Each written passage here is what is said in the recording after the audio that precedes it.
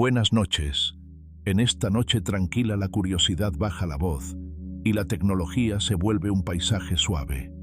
Hoy el viaje va desde los bits y los transistores hasta el territorio extraño de los qubits, el entrelazamiento y esos ecos cuánticos que dejan huellas en el silencio.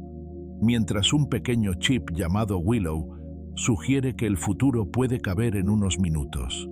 Si este tipo de historias calmadas te acompaña, dale like, suscríbete y activa la campana para no perderte el próximo viaje nocturno. En un laboratorio nocturno, una estructura de metal cuelga como una campana invertida. De ella descienden cables finos escalonados por capas de frío hasta un lugar donde el aire casi desaparece. La pantalla más cercana brilla con una luz suave y los gráficos suben y bajan como olas lentas. El sonido de fondo es un zumbido continuo y grave, no es música, no es silencio, es una respiración mecánica. En esa calma técnica un chip diminuto trabaja.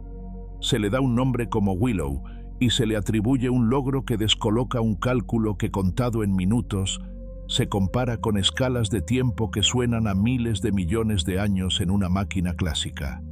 Más allá del asombro, la pregunta se mantiene serena. ¿Qué es la computación cuántica en términos simples?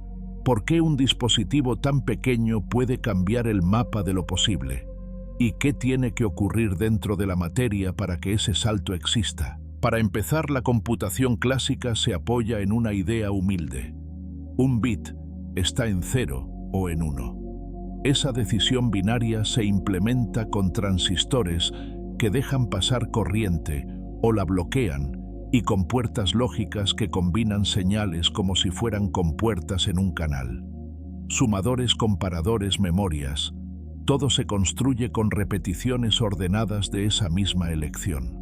Lo curioso es que cuando se juntan millones de decisiones simples, aparece una complejidad inmensa, como una ciudad hecha con pocos tipos de ladrillo y un plano interminable. Esa ciudad, sin embargo, se acerca a paredes invisibles. Hacer transistores cada vez más pequeños trae calor, fugas de corriente, sensibilidad extrema a imperfecciones. En escalas diminutas, los electrones muestran rasgos del mundo cuántico, aunque el diseño sea clásico. La miniaturización ya no se siente como una escalera infinita, sino como un pasillo que se estrecha.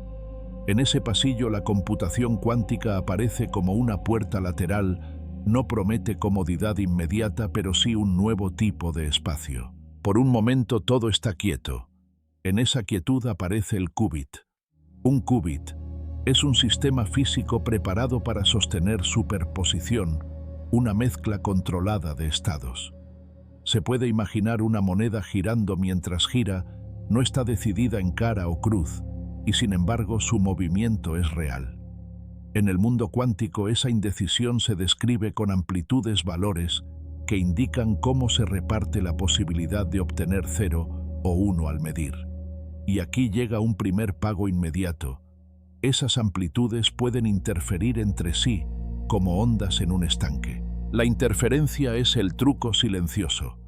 En un cálculo clásico, probar caminos suele significar recorrerlos uno tras otro. En un cálculo cuántico, ciertos algoritmos se diseñan para poner muchos caminos en superposición y luego usar interferencia para reforzar los que llevan a una respuesta útil y debilitar los demás. No se trata de adivinar, se trata de esculpir la probabilidad como si se moldeara una ola hasta que golpee con más fuerza en un punto. La extrañeza crece cuando hay más de un qubit. 2 qubits pueden sostener al mismo tiempo 4 configuraciones posibles. 3 qubits, 8. El crecimiento es rápido y en pocas decenas el espacio de estados se vuelve enorme. Si además existe entrelazamiento, el sistema deja de ser una colección de piezas y se convierte en un tejido. El entrelazamiento se parece a un acorde sostenido, no pertenece a una nota aislada, sino a la relación entre notas. Una medición en una parte del tejido no envía mensajes a distancia, simplemente revela correlaciones que ya estaban en el estado conjunto. Nada urgente sucede aquí. Conviene sostener una segunda verdad: una computadora cuántica no reemplaza a la clásica. Hay tareas donde el bit sigue siendo el ladrillo perfecto, simple y robusto.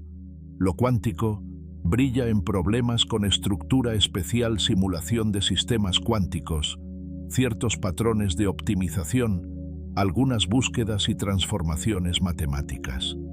Por eso muchos logros se muestran en experimentos escogidos con cuidado, donde el contraste es nítido sin necesidad de exageraciones. Y entonces aparece el enemigo principal del presente: el ruido. Un qubit es delicado. Cualquier interacción no deseada con el entorno rompe coherencia como una nota pura que se disuelve si la sala vibra. Una fluctuación eléctrica mínima, un fotón extraviado, una vibración mecánica imperceptible, y la superposición se degrada. De ahí, el paisaje casi ritual de la ingeniería cuántica: vacío profundo, temperaturas cercanas al cero absoluto, blindajes, filtros, cables que descienden por escalones fríos. Cada capa busca ganar unos instantes más de silencio. El tiempo parece estirarse. En ese estiramiento, una mejora pequeña puede ser gigantesca.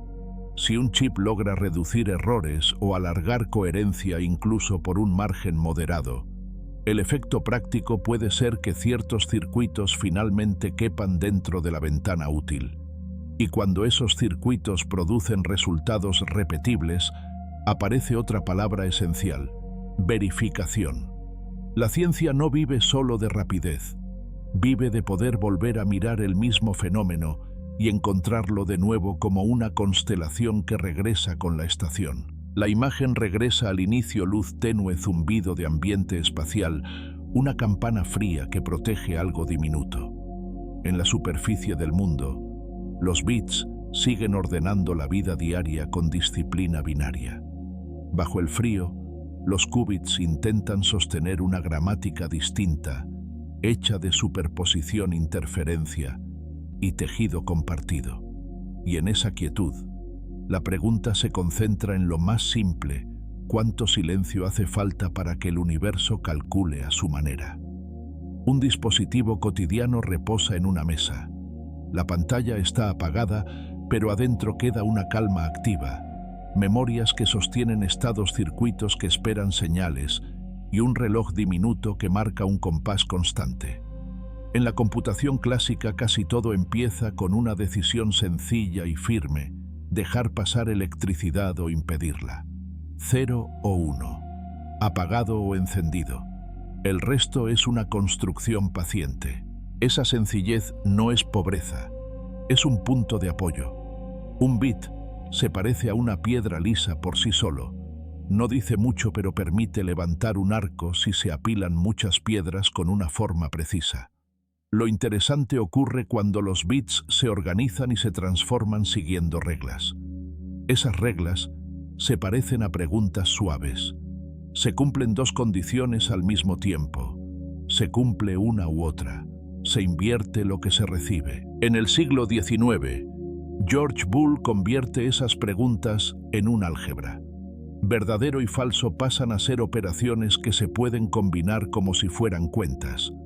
Ese gesto con el tiempo se vuelve el idioma íntimo de las máquinas. Un bit, entonces, no es solo un número, es un valor lógico que puede entrar y salir de pequeñas estructuras repetibles. Por un momento todo está quieto. En esa quietud, una puerta lógica se puede imaginar como una compuerta en un canal. La puerta llamada y solo abre si las dos entradas llegan abiertas. La puerta o abre si al menos una llega abierta. La puerta no hace lo contrario, invierte la señal. Con esas tres ideas repetidas miles de veces se construye un sumador que aprende a contar, un comparador que distingue mayor y menor, y una memoria que conserva un patrón, aunque el mundo siga moviéndose alrededor. La sorpresa tranquila es que en la superficie todo parece continuo. Una fotografía en una pantalla parece una lámina sin grietas. Sin embargo, se reconstruye a partir de puntos diminutos, y cada punto nace de combinaciones binarias. Un sonido parece un hilo sin cortes, pero se guarda como una serie de valores discretos. Incluso una letra se convierte en un código breve, un patrón de bits, que la máquina reconoce sin necesidad de entender su forma. Nada urgente sucede aquí. El elemento físico que permite esa disciplina es el transistor. Un transistor funciona como un interruptor controlado, deja pasar corriente o la frena según una señal de mando. En un chip moderno estos interruptores se repiten hasta formar un paisaje que no cabe en la intuición. Cada transistor es pequeño, silencioso y frágil por separado. Juntos forman una ciudad eléctrica con barrios de memoria, avenidas de datos y plazas donde se toman decisiones lógicas. Esa ciudad trabaja siguiendo un latido, el reloj del procesador. El reloj no resuelve problemas, marca instantes. En cada pulso, ciertas señales se estabilizan y ciertas operaciones terminan. Luego llega el siguiente pulso. A primera vista parecería que aumentar la velocidad del reloj lo acelera todo, pero también importa cuánta tarea útil se encaja en cada pulso y cómo se evita esperar. Por eso existen memorias muy cercanas que guardan lo más repetido y caminos paralelos, donde el chip prepara pasos futuros antes de necesitarlos, como quien ordena una mesa antes de cocinar. Durante décadas el crecimiento de esa ciudad sigue una pauta famosa, la ley de Moore, entendida como tendencia industrial. Sugiere que el número de transistores en un chip tiende a duplicarse en periodos de pocos años. No es una ley de la naturaleza, es una historia de litografía, materiales y una obsesión por hacerlo pequeño aún más pequeño. Aún así, durante mucho tiempo parece inevitable, como si los chips encontraran siempre una forma de apretar más puertas en el mismo espacio. Por un momento todo está quieto otra vez. En esa pausa el tamaño se vuelve una sensación. Las distancias dentro de un chip se acercan a escalas donde un electrón ya no se comporta como una bolita obediente. El calor deja de ser un detalle y se vuelve un límite. Cada choque microscópico agrega agitación térmica y la agitación perturba la precisión. Además, cuando los transistores se afinan demasiado, la corriente se filtra por rutas indeseadas. Aparece el efecto túnel, una rareza cuántica que permite a algunos electrones atravesar barreras tan finas que en una descripción clásica deberían detenerlos. Subir el ritmo del reloj tampoco es infinito. A más velocidad suele haber más consumo y más calor, y el calor vuelve a levantar ruido. El progreso se hace más lento, no por falta de ideas, sino porque la materia impone condiciones. La computación clásica sigue siendo extraordinaria, pero se nota el borde de su camino. Cada mejora exige más cuidado, más energía, más ingenio para sostener lo mismo. Se vuelve natural entonces mirar hacia otra posibilidad. Si lo diminuto ya insinúa comportamientos cuánticos, cuando se lo comprime demasiado, quizás se pueda diseñar una máquina que, en lugar de luchar contra esas rarezas, las use como parte del método. Esa intuición no nace de la prisa, sino de la paciencia. Primero se entiende el carril clásico, luego se acepta su borde, y solo después se imagina un carril distinto. En una mesa el dispositivo permanece tranquilo. Los bits siguen siendo robustos ceros y unos bien definidos, fáciles de copiar, fáciles de verificar. Y sin embargo, en ese borde donde lo pequeño empieza a comportarse de otra manera, se insinúa una puerta nueva. El latido eléctrico continúa regular y suave, mientras al fondo se intuye otro tipo de latido más delicado, esperando su propio silencio. En una sala de fabricación, la luz es blanca y suave. Sobre una mesa, una oblea de silicio refleja el brillo como una pequeña luna metálica. No hay movimiento visible, pero en su superficie existen caminos tan finos que parecen más un pensamiento que un objeto. Todo está diseñado para que la corriente siga rutas precisas y repita decisiones simples una y otra vez. Durante muchos años, esa repetición mejora con un ritmo constante. Los transistores se hacen más pequeños, más numerosos, más cercanos entre sí. Donde antes caben miles, luego caben millones, y después miles de millones. La ciudad eléctrica se vuelve compacta y eficiente. Y aparece una curiosidad serena. ¿Qué ocurre cuando lo pequeño se acerca tanto a la escala de los átomos que la materia ya no se comporta como antes? La primera respuesta llega con algo cotidiano: el calor. Cada operación consume energía. Aunque cada gesto sea minúsculo, se multiplica por una cantidad inmensa de puertas y de ciclos. La energía sobrante se transforma en agitación térmica, en vibración interna, en un murmullo que se esparce por el chip. El calor no es un accidente, es una consecuencia, y esa consecuencia obliga a elegir con cuidado. Por un momento, todo está quieto. En esa pausa el transistor se ve como un ideal, un interruptor nítido que separa con claridad el encendido del apagado. Pero cuando las barreras se vuelven extremadamente delgadas, el universo introduce una salida lateral. Aparece el efecto túnel, una propiedad cuántica en la que algunos electrones atraviesan una barrera que en una intuición clásica debería detenerlos. No es un desperfecto, es la física recordando sus propias reglas. Ese goteo de corriente tiene un efecto curioso, incluso el reposo cuesta. Un circuito puede estar quieto en su lógica, pero seguir consumiendo en su materia. Y cuando la ciudad eléctrica está llena de miles de millones de interruptores, un susurro por cada uno se vuelve un rumor total. El chip se calienta, la energía se desperdicia y la miniaturización deja de ser una promesa sin condiciones. Otra señal llega con la fragilidad de los detalles. A escalas grandes, una imperfección se diluye. A escalas muy pequeñas, una irregularidad cambia el carácter de un transistor. Variaciones en el grosor de una capa, impurezas diminutas, bordes no perfectamente lisos, cada cosa altera el voltaje necesario para distinguir un 0 de un 1. Es como si la ciudad intentara fabricar puertas idénticas y descubriera que cada puerta, por estar hecha con muy pocos ladrillos, nace con una leve personalidad. Nada urgente sucede aquí. Solo se vuelve más difícil sostener la claridad. Reducir el voltaje baja el consumo, pero llega un punto en que el encendido y el apagado se acercan demasiado. El margen contra el ruido se estrecha. Una fluctuación pequeña puede parecer una orden falsa. Entonces el diseño pide más correcciones y más control, solo para conservar la nitidez que antes parecía automática. Además, no solo importan los transistores, importan los caminos entre ellos.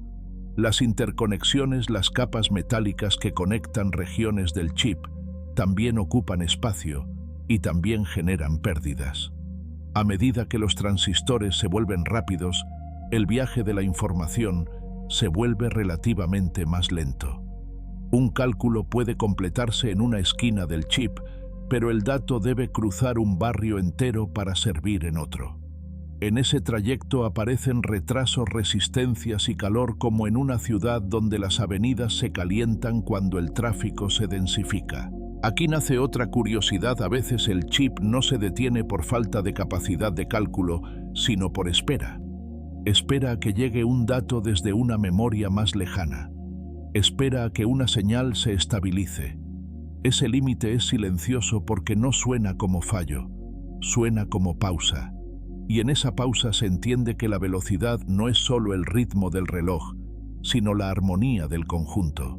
Por un momento, todo está quieto de nuevo. En esa quietud, se nota que acelerar el reloj sin fin se vuelve menos amable.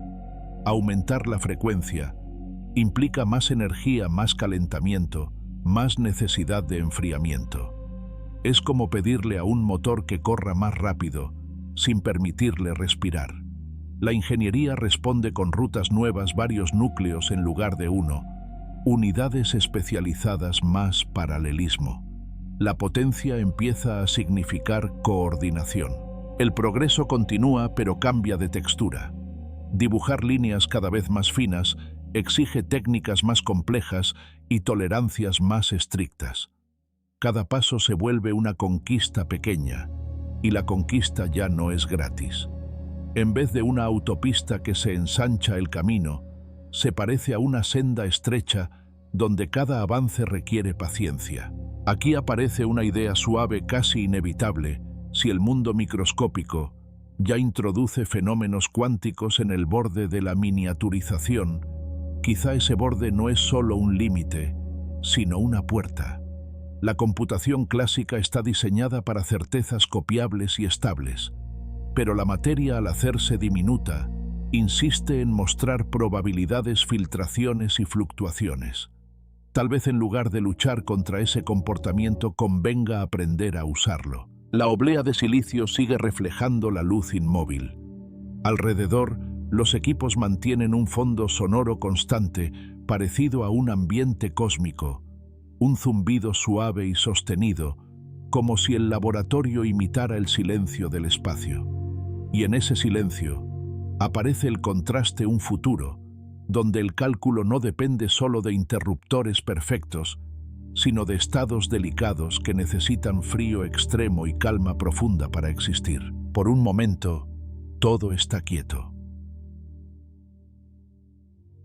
En una cámara fría, el mundo parece detenido. Los metales brillan con un tono apagado y los cables descienden como lianas inmóviles hacia un punto donde el aire casi desaparece. Allí, en un chip, un qubit no se comporta como una lámpara que está encendida o apagada. Se comporta como una posibilidad sostenida. En la computación clásica, un bit se fija en 0 o en 1, y esa firmeza es una virtud.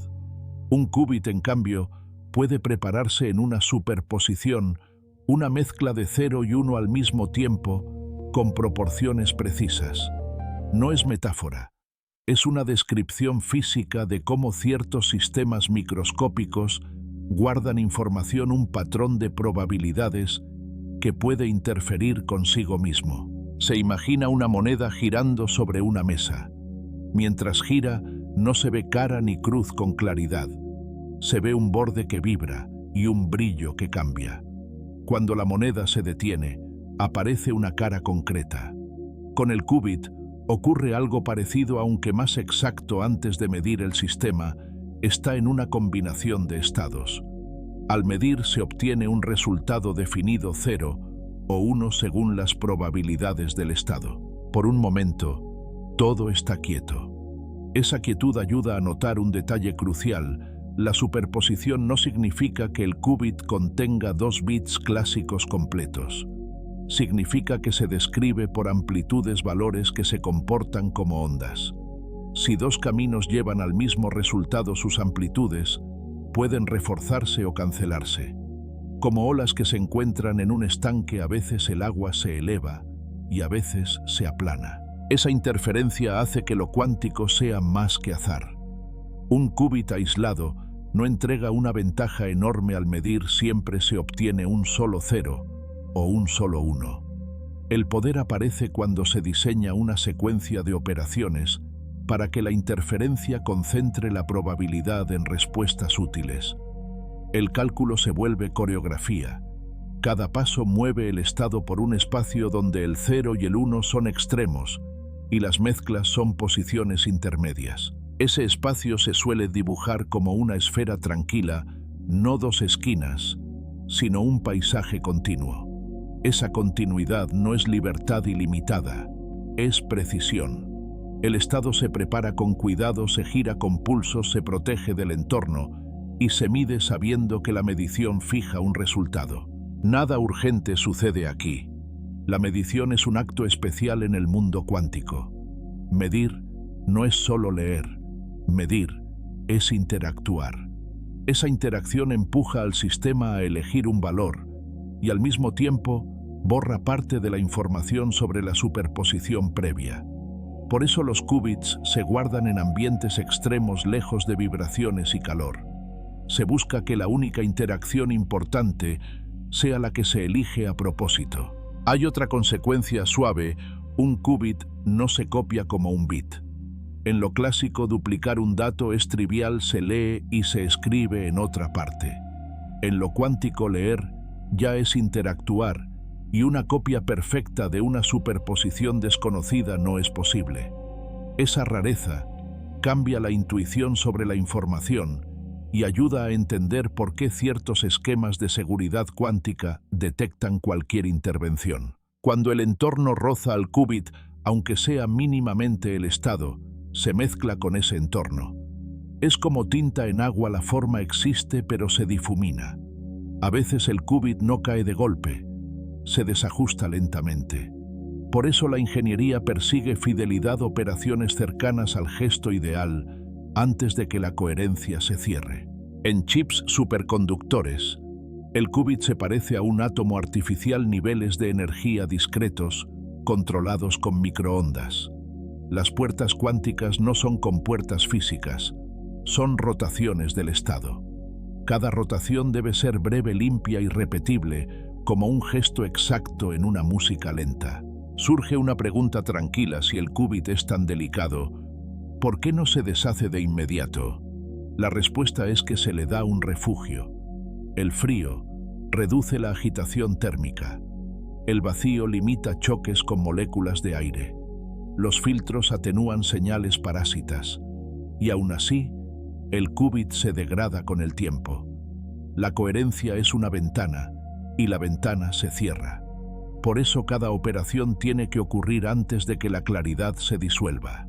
Por un momento todo está quieto otra vez. En esa quietud se entiende una distinción más. La superposición no es magia para probarlo todo. Es un recurso que exige diseño. Algunos problemas no se vuelven más fáciles por el simple hecho de poner qubits en superposición. La ventaja aparece cuando el problema permite una estructura de interferencias favorable, cuando muchos caminos se cancelan como ruido y unos pocos se refuerzan como una melodía. Se puede pensar en una idea mínima. Si un sistema sostiene dos posibilidades y luego se aplica una operación que cambia una fase, ese cambio invisible puede hacer que una posibilidad quede tenue y la otra se vuelva intensa al medir. No se ve la fase, pero se ve su efecto en las probabilidades. A veces la información importante vive en esos signos sutiles, como si el cálculo fuera una arquitectura de sombras.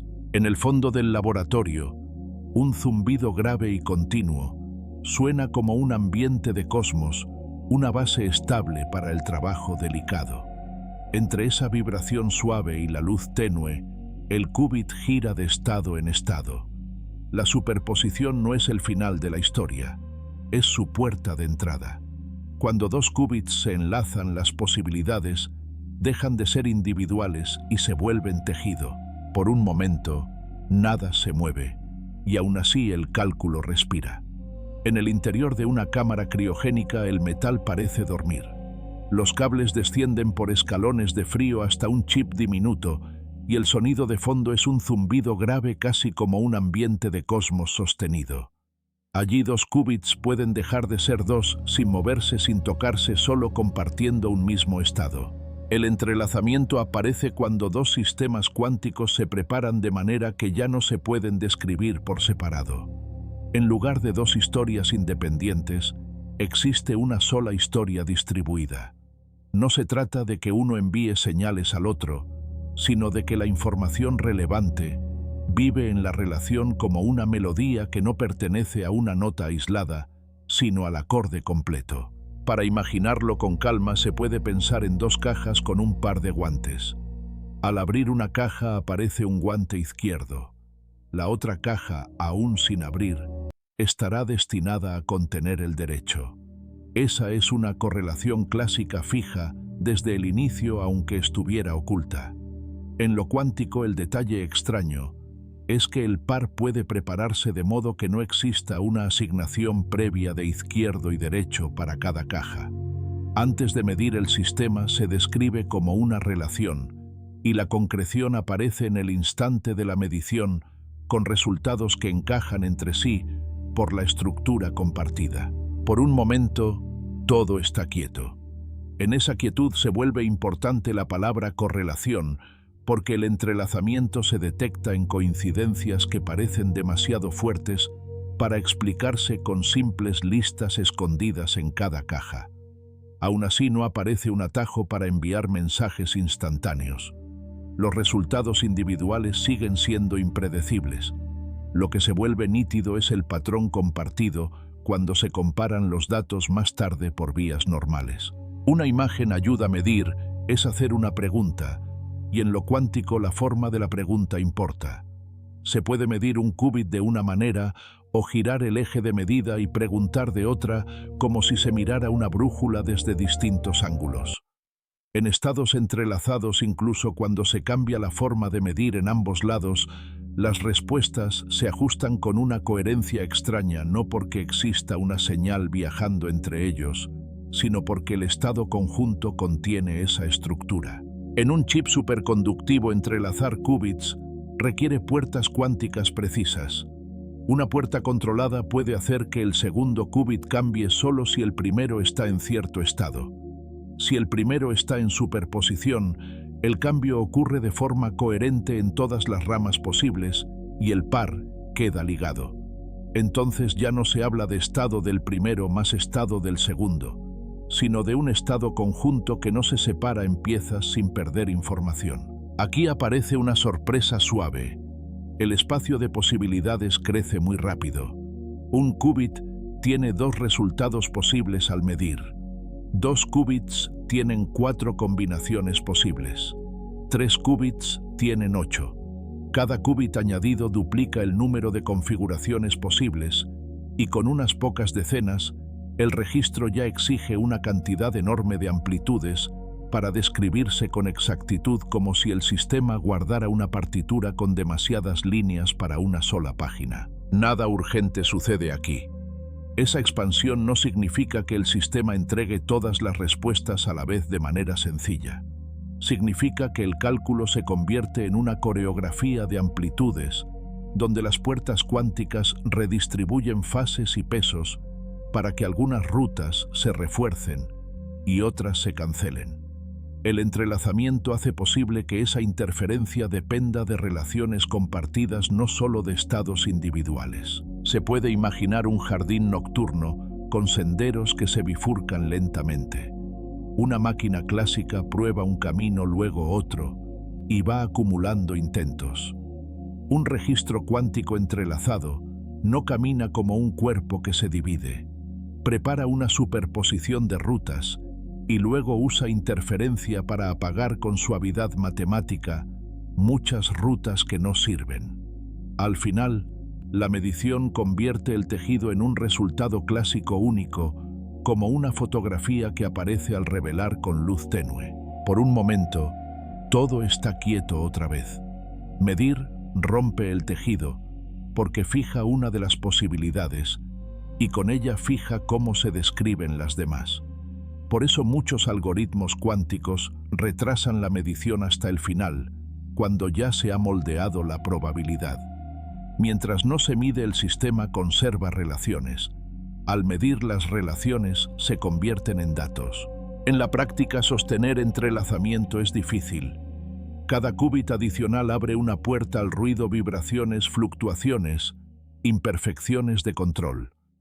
El tejido se debilita como una nota que se desafina, y por eso la fidelidad de las puertas cuánticas importa tanto como el número de qubits. Un pequeño incremento en fidelidad puede equivaler a muchas operaciones extra antes de que el tejido se deshaga. En una mesa de control, los ingenieros ajustan pulsos como si giraran perillas invisibles. En la pantalla aparecen curvas que suben y bajan, y el patrón de correlación se repite una y otra vez, siempre con el mismo estilo, como un eco que regresa sin alzar la voz. Ese tipo de repetición es el requisito silencioso. Sin repetición, no hay ciencia. Sin correlación estable, no hay entrelazamiento útil. El zumbido estable continúa parecido a un viento lejano en el vacío. 2 qubits entrelazados se comportan como un solo objeto repartido, una demostración de que la naturaleza puede escribir información en relaciones. Y en esa calma se insinúa el siguiente paso: aprender a usar ese tejido como herramienta de cálculo, sin perder la delicadeza que lo sostiene.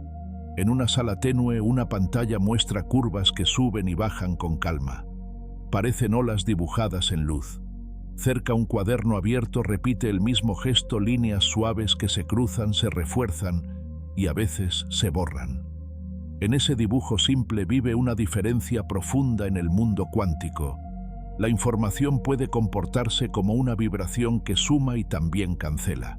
La computación clásica avanza con estados definidos. En cada instante los bits forman una configuración concreta, una sola entre muchas posibles. La computación cuántica trabaja con amplitudes, y esas amplitudes se combinan como ondas. Un registro de qubits puede sostener una superposición de configuraciones, pero el detalle decisivo es que las puertas cuánticas no solo cambian valores, cambian fases, orientaciones invisibles que determinan cómo se interferirá después. El cálculo se vuelve una coreografía. Algunas posibilidades se refuerzan, otras se desvanecen, y el resultado final depende de esa suma silenciosa. Por un momento, todo está quieto. En esa quietud, aparece una pregunta que ordena la intuición. Si existen muchas posibilidades al mismo tiempo, ¿por qué no aparece de inmediato cualquier respuesta? La razón es serena. Medir transforma la superposición en un resultado único, y el resultado se elige según probabilidades. Si todas las posibilidades tienen pesos parecidos, la medición entrega un dato casi azaroso, como escoger una concha en una playa inmensa, sin saber dónde está la más brillante. La ventaja cuántica nace cuando un algoritmo redistribuye los pesos para que la respuesta útil quede iluminada con mayor probabilidad en el instante de medir. Ese moldeado usa herramientas que parecen minimalistas, rotaciones precisas, puertas que crean entrelazamiento y cambios de fase que no se ven en la probabilidad inmediata, pero sí en la interferencia final. Un cambio de fase puede imaginarse como un paso de baile apenas distinto. El gesto visto de cerca parece igual, pero al juntarse con otros pasos, produce un dibujo nuevo.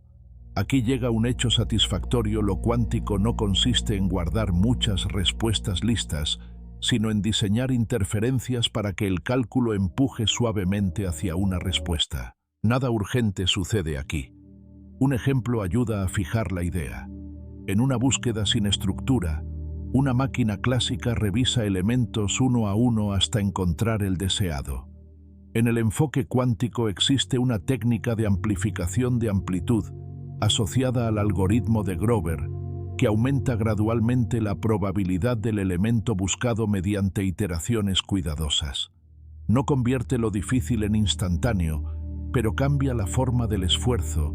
Cuando el tamaño del problema crece, se necesitan menos pasos que en una revisión completa, siempre que se pueda formular la pregunta de manera adecuada dentro del circuito. Otra familia de algoritmos no persigue un elemento sino una propiedad global. La estimación de fase extrae información de cómo una operación hace girar un estado, como si midiera el compás de una rotación invisible. Esa idea conecta con una aplicación especialmente natural: simular sistemas cuánticos. Una molécula no se describe por una lista simple de bits. Se describe por estados cuánticos de electrones y núcleos con energías discretas y correlaciones finas. En una computadora clásica, representar con fidelidad completa ese tipo de estado exige una cuenta que crece muy rápido y pronto se vuelve inmanejable. Una computadora cuántica, en cambio, puede representar estados de ese tipo con qubits, como si usara un idioma más cercano al de la propia molécula. El tiempo parece estirarse. En esa extensión lenta aparece otra aclaración importante: la computación cuántica no es una versión general de velocidad. Hay tareas donde el bit clásico sigue siendo el ladrillo perfecto: mover archivos, dibujar interfaces, reproducir sonido, ejecutar instrucciones repetitivas con robustez y bajo costo. Incluso en matemáticas, la ventaja requiere estructura. Si un problema no permite organizar interferencias útiles, la máquina cuántica no encuentra atajo y puede terminar haciendo más trabajo porque su fragilidad obliga a repetir y a corregir. Nada urgente sucede aquí. También existe el costo de preparar el problema. Preparar un estado, ejecutar puertas con fidelidad alta, proteger coherencia y repetir mediciones para estimar probabilidades, todo requiere recursos. A veces, el tiempo dedicado a preparar y repetir borra la ganancia de la interferencia. Por eso las comparaciones más honestas no se reducen a una cifra única, sino a un conjunto de condiciones: calidad de qubits, profundidad del circuito, tolerancia al error y naturaleza del problema. En algunos casos, lo cuántico ofrece una ventaja elegante.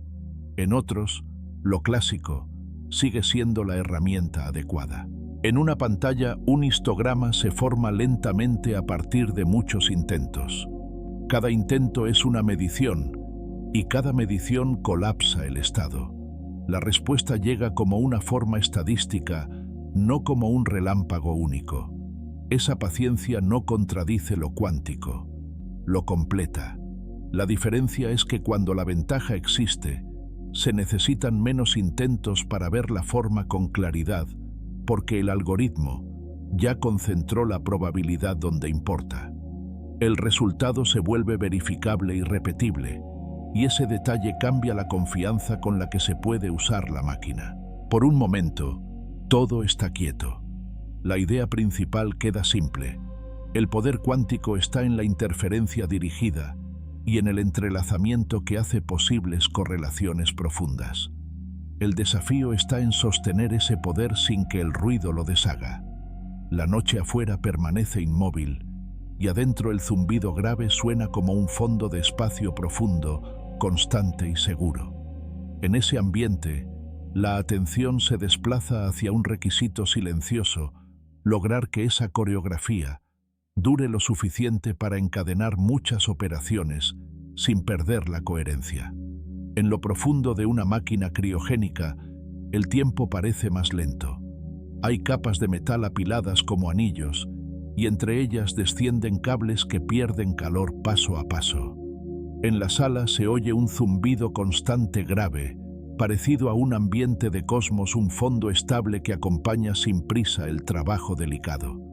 Al final de ese descenso, un chip espera en una región donde el aire casi no existe. En ese lugar el enemigo no tiene forma visible. Es el ruido, fluctuaciones pequeñas e inevitables que rozan al qubit y le recuerdan que el universo nunca está completamente en silencio. Un qubit necesita coherencia para sostener su superposición y su entrelazamiento. La coherencia es una claridad interna, como un patrón de ondas que mantiene su forma mientras las puertas cuánticas lo guían. Por un momento, todo está quieto. Esa quietud ayuda a distinguir dos maneras en que un qubit se desgasta. A veces pierde energía y cae hacia un estado más bajo, como una campana que deja de vibrar. Otras veces conserva energía, pero pierde la fase, la alineación invisible, que permite que las ondas se sumen y se cancelen con precisión. En ambos casos, el resultado se parece a una imagen que se deslava. La información cuántica se vuelve borrosa y lo que queda se comporta cada vez más como un bit clásico. La palabra de coherencia suena áspera, pero describe un gesto suave. El qubit se mezcla con su entorno. El entorno no es un vacío absoluto. Es el metal, los cables, los campos electromagnéticos, las vibraciones y hasta imperfecciones microscópicas del material. Cuando el qubit se entrelaza sin querer con ese entorno, su estado deja de ser íntimo y se vuelve compartido con demasiadas cosas. Entonces ya no se puede mantener una interferencia limpia, porque el camino que antes se recombina ahora se dispersa en versiones que ya no vuelven a encontrarse. Nada urgente sucede aquí. Se trata más bien de una carrera tranquila contra un reloj que no se ve. Cada qubit tiene una ventana de tiempo durante la cual su comportamiento cuántico es útil. Dentro de esa ventana, Se aplican puertas cuánticas pulsos que rotan estados, operaciones que crean y deshacen correlaciones. Fuera de esa ventana, la física vuelve a imponer su hábito clásico. Por eso la fidelidad de cada operación importa tanto. Una puerta imperfecta no solo introduce un desvío, también prepara el terreno para que los errores se acumulen. Surge una pregunta serena. ¿De dónde viene el ruido si todo está tan frío y tan aislado? La respuesta es que el ruido tiene muchas fuentes diminutas. Hay fluctuaciones eléctricas en los controladores que generan los pulsos. Hay campos magnéticos que cambian apenas incluso cuando nadie los manipula. Existen vibraciones mecánicas que viajan por el suelo como un temblor imperceptible. Y en los materiales aparecen defectos como pequeñas trampas que absorben y liberan energía en momentos impredecibles. Cada fuente es pequeña, pero juntas forman un murmullo persistente. Por un momento, todo está quieto. En ese descanso mental se entiende por qué las máquinas cuánticas parecen artefactos de otro mundo. No basta con encerrar un chip en una caja. Hay que construir una fortaleza de calma. La temperatura se acerca a unas pocas milésimas de grado por encima del cero absoluto para que la agitación térmica sea casi nula. El vacío elimina la mayoría de los choques con moléculas de aire. Los blindajes atenúan la luz y las señales parásitas. Y los cables se fijan en distintas etapas frías para que el calor se detenga antes de llegar al chip. Aún así el qubit nota. Lo nota porque medir y controlar exige conectarlo. Para aplicar una puerta cuántica, una señal debe entrar. Para leer un resultado, otra señal debe salir. Esa conexión es una rendija en la fortaleza. La ingeniería cuántica vive en ese equilibrio, aislar lo suficiente para conservar coherencia y conectar lo suficiente para hacer cálculo. El diseño se vuelve un arte de filtros y atenuadores, como si cada cable fuera un instrumento que debe sonar con precisión sin calentar el entorno. Nada urgente sucede aquí. También se aprende que más qubits no siempre significa más poder en la práctica. Cada qubit adicional es un nuevo punto sensible, una nueva posibilidad de error. Si el sistema crece sin mejorar fidelidad, el entrelazamiento se rompe antes de tiempo, como un tejido demasiado fino que se deshilacha al estirarlo. Por eso se habla tanto de calidad, tiempos de coherencia más largos, puertas más precisas, lectura más clara y conexiones más ordenadas. A veces una mejora discreta en fidelidad vale más que añadir qubits. Hay un consuelo: el ruido no es un misterio inalcanzable. Se puede medir, modelar y reducir. Se aplican secuencias de pulsos que reenfocan al qubit como si se corrigiera una brújula que tiende a desviarse. Se diseñan materiales con menos defectos. Se refinan circuitos para que sean menos sensibles a fluctuaciones externas. Y se repite una y otra vez el mismo experimento hasta que el patrón se vuelve estable como una estrella que regresa a la misma posición cuando se mira noche tras noche. Por un momento, todo está quieto. En esa quietud final queda una idea clara. La computación cuántica es poderosa porque es frágil, y es frágil porque intenta sostener una forma de información que el entorno quiere dispersar. La noche sigue afuera inmóvil. Adentro el zumbido de ambiente espacial continúa paciente, y en esa paciencia se insinúa un paso natural.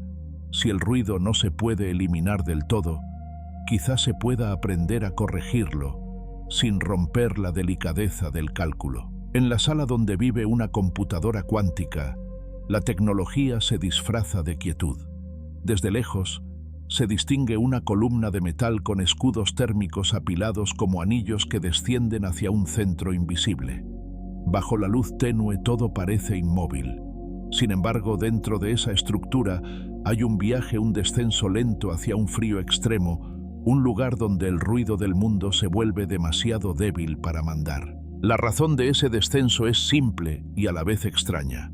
Muchos qubits actuales se construyen con circuitos superconductores y la superconductividad necesita temperaturas muy bajas para aparecer con estabilidad. En ese régimen, la resistencia eléctrica se reduce hasta casi desaparecer y la corriente fluye sin el roce constante, que en materiales ordinarios se transforma en calor.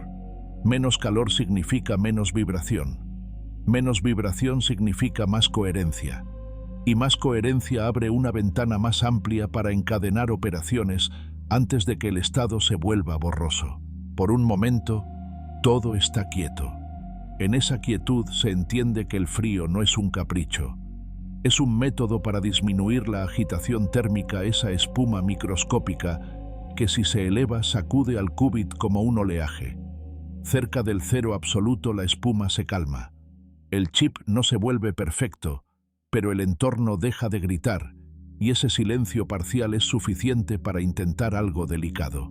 La arquitectura del silencio empieza arriba, donde viven los instrumentos a temperatura ambiente, generadores de microondas, conversores amplificadores, relojes de referencia y computadoras clásicas que coordinan el experimento. Desde allí bajan cables coaxiales y líneas de control que transportan pulsos cuidadosamente moldeados. Cada pulso es una instrucción, una rotación, un acoplamiento, una puerta. Pero cada cable, por el simple hecho de conectar dos mundos, también puede traer calor y ruido. Por eso cada línea pasa por escalones de enfriamiento, atenuación y filtrado, dejando energía térmica atrás antes de seguir descendiendo. El tiempo parece estirarse mientras se imagina ese recorrido. En los niveles intermedios, escudos metálicos bloquean radiación térmica y materiales absorbentes atenúan frecuencias que podrían perturbar los qubits. Anclajes térmicos sujetan los cables a placas frías, como si cada tramo tuviera que dejar su calor en la puerta antes de seguir bajando. Nada de esto es vistoso. Todo es discreto, paciente, repetido. La ingeniería cuántica se parece a una disciplina de respiración: reducir el exceso, eliminar lo que sobra, dejar solo lo necesario. En la parte más profunda, cerca del chip, el vacío y el frío trabajan juntos. El vacío limita choques con moléculas de aire que, aun siendo pocas, pueden transferir energía y sembrar inestabilidad. El frío mantiene el metal en un estado sereno. Allí se colocan los qubits como un pequeño mapa, islas de circuito, conectadas por acopladores, resonadores y líneas de lectura. En una esquina, una persona observa gráficas que cambian con lentitud, como mareas que llegan y se retiran sin prisa. Por un momento, todo está quieto. Los resonadores son especialmente elegantes. Se comportan como cavidades donde las microondas rebotan con una frecuencia precisa. Cuando un qubit se acopla a un resonador, su estado desplaza sutilmente esa frecuencia. La lectura, entonces, no siempre toca directamente al qubit. Basta con escuchar cómo su presencia cambia el timbre del resonador. Es una medición indirecta, como deducir la forma de un objeto por la sombra que proyecta en una pared. Pero escuchar una señal tan tenue requiere amplificación. Esa es otra paradoja suave para proteger a los qubits. Se busca silencio, pero para medirlos se necesita elevar una voz diminuta. La solución es una cadena de amplificadores y filtros con etapas frías que aumentan la señal sin añadir demasiado ruido propio. La información asciende por los cables como un hilo delicado que se refuerza poco a poco hasta llegar a los instrumentos cálidos, donde se vuelve un dato legible. Nada urgente sucede aquí. En el exterior, la máquina clásica cumple un rol constante. Calcula secuencias de pulsos, promedia resultados, corrige derivas lentas y decide cuándo repetir una medición. En cierto sentido, lo cuántico y lo clásico trabajan como dos ritmos superpuestos. El chip sostiene superposiciones por instantes. El sistema clásico sostiene paciencia durante largos periodos, acumulando estadística hasta que la forma del resultado aparece con claridad. También existe un detalle material que suele pasar desapercibido: las superficies. En escalas tan finas, una superficie imperfecta puede alojar defectos que capturan y liberan energía, como pequeñas trampas que se activan sin aviso. Por eso la fabricación se vuelve un arte de limpieza y consistencia. Se buscan materiales con menos impurezas, interfaces más suaves y geometrías que reduzcan pérdidas. A veces un ajuste mínimo en un proceso de deposición se traduce en una mejora tangible en coherencia, como si se limara una aspereza invisible hasta que el sistema respira un poco mejor. Por un momento, todo está quieto. La arquitectura del silencio no pretende eliminar el universo sino negociar con él. Se reduce el ruido lo suficiente para que el cálculo exista y luego se acepta que siempre quedará un resto.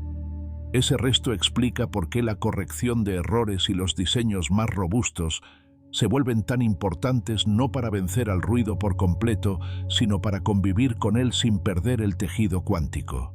En la sala el zumbido grave de los instrumentos suena como un ambiente de espacio profundo, estable y continuo. En la pantalla las curvas ondulan como olas lentas. En el interior del frío los estados se preparan, se giran, se entrelazan y se leen. La estructura que los rodea es grande, pero su propósito es íntimo: sostener unos momentos más, una forma de información que solo vive cuando el mundo baja la voz. En un tablero de circuitos el patrón de metal parece un jardín de líneas finas. Bajo el frío profundo cada qubit intenta sostener una superposición como una nota larga. Y aún así, incluso en el mejor silencio, aparece un detalle inevitable: los errores no desaparecen, se administran. Esa administración recibe un nombre que suena severo, pero que en realidad es una forma de cuidado: corrección de errores cuánticos. En la computación clásica, corregir es casi doméstico. Si un bit se altera por ruido, se puede copiar varias veces y comparar. La mayoría decide. Esa idea funciona porque un bit se deja leer sin romperse y se deja duplicar sin misterio. En el mundo cuántico, leer un estado lo cambia, y copiar una superposición desconocida no es posible. A primera vista parecería que la corrección cuántica es una contradicción. Por un momento, todo está quieto. La contradicción se suaviza con un matiz: no hace falta medir el estado completo para detectar que algo se desvió.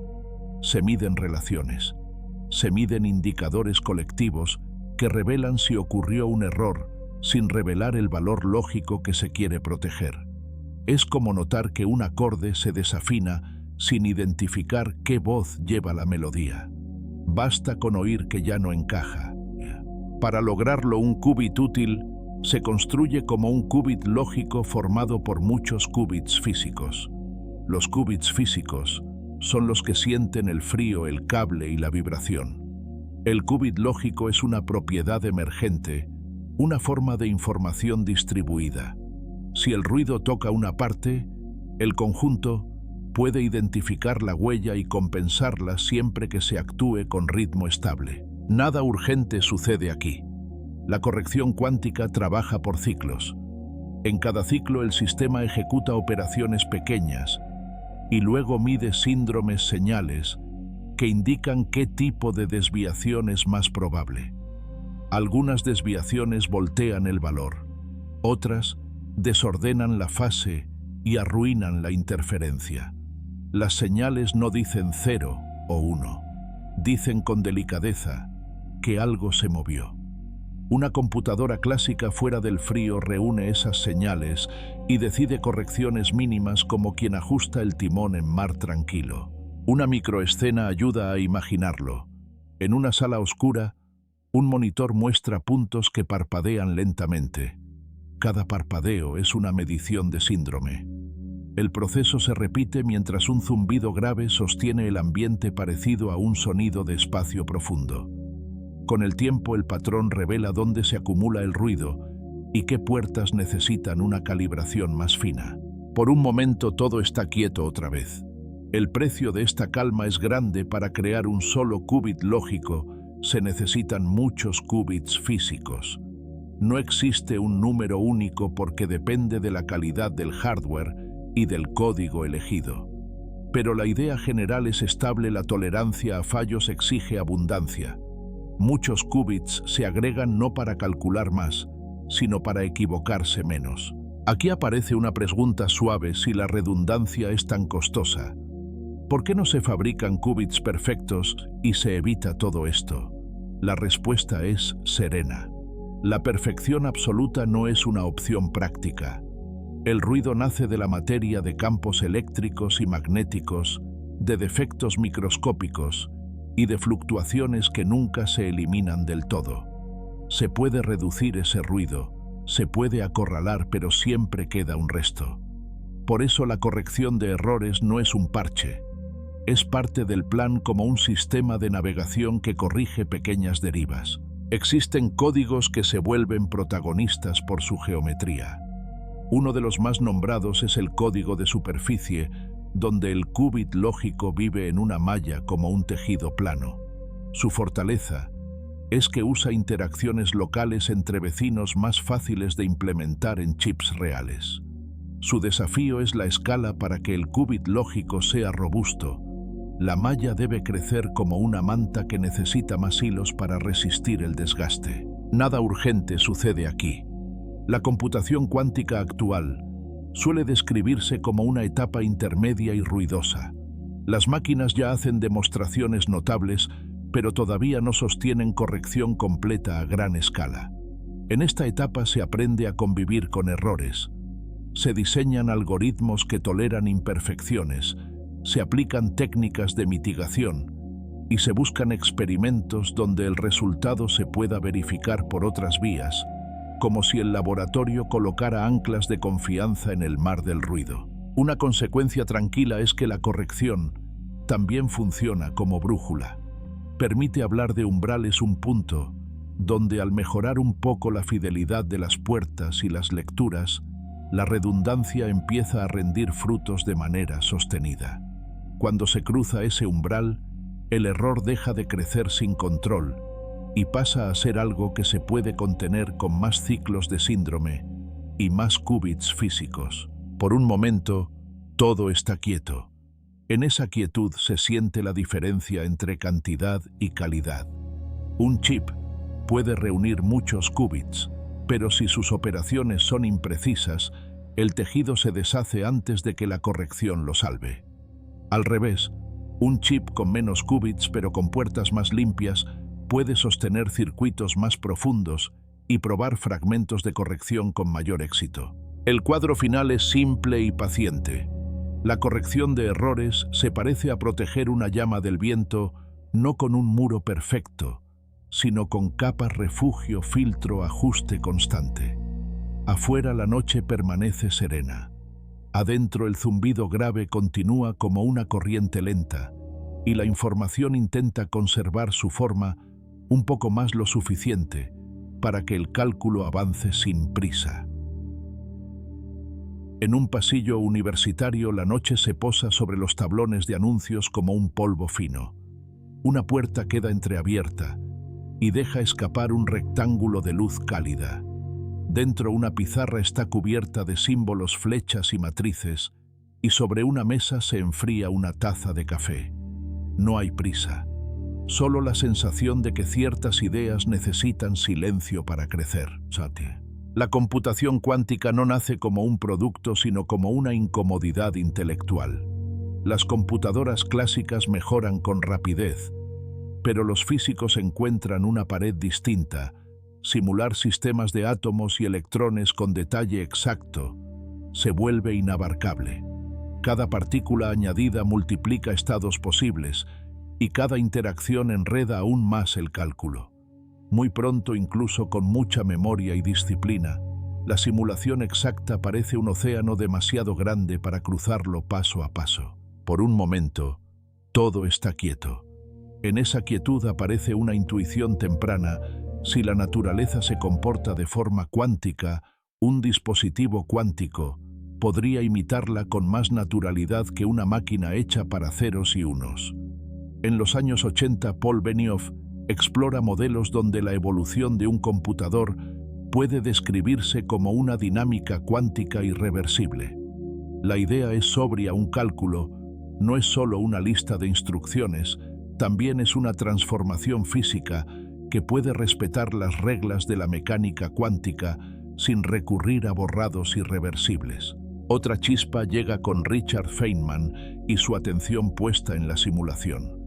El problema visto desde esa mirada no es que falte potencia, sino que se está usando el idioma equivocado.